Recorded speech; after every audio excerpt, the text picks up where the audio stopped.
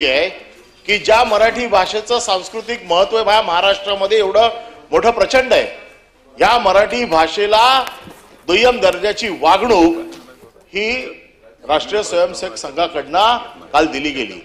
राष्ट्रीय स्वयंसेवक संघाचे ज्येष्ठ नेते भैयाजी जोशी यांनी काल विद्याविहार येथील सभेत असं सांगितलं की मुंबईत राहणाऱ्याला मराठी आलंच पाहिजे असं काय कंपल्सरी नाहीये। सेम काय चाललंय काय, मुंबईत राहणाऱ्याला मराठी भाषा आलीच पाहिजे अशी काही सक्ती नाहीये।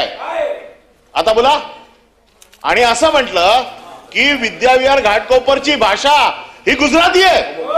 हे काय या म्हणजे तुम्ही भाषिक जागा मुंबईचे तुकडे तुकडे तुकडे करून काही गुजराती, काही मराठी, काही उत्तर भारतीय, काही ख्रिश्चन, हे जे काय मुंबईचे तुकडे पाडण्याचं काम राष्ट्रीय स्वयंसेवक संघाचा जो छुपा अजेंडा आहे की मुंबई तोडायची, मुंबई काढून टाकायची आणि मुंबई गुजरातमध्ये घेऊन जायची।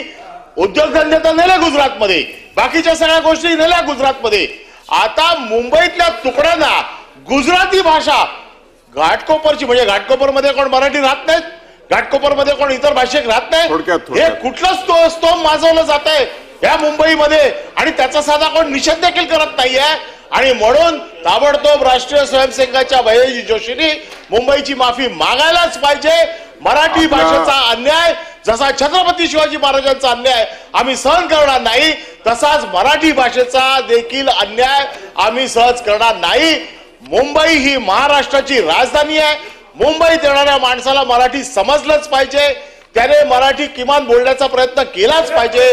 परंतु ज्या पद्धतीचं लेबल, ज्या पद्धतीचं केवळ मराठी माणसाला बाजूला थांबवून गुजराती मतं घेण्याचा जो काय प्रयत्न चाललेला आहे, याच्यासाठी जे गुजरातीकरण केलं जात आहे याचा आम्ही तीव्र भाषेत निषेध करतो आणि सरकारने त्याच्यावरती ताबडतोब माफी मागावी आणि मराठी भाषेचा दर्जा, हा जो अभिजात भाषेचा दर्जा दिलाय त्याला कुठेही अनिल परब लागणार नाही। आणि इतर सर्वांनी दिलेले 289 अन्वे जे प्रस्ताव आहेत त्या प्रस्तावात आपल्याला प्राथमिक सदस्यांना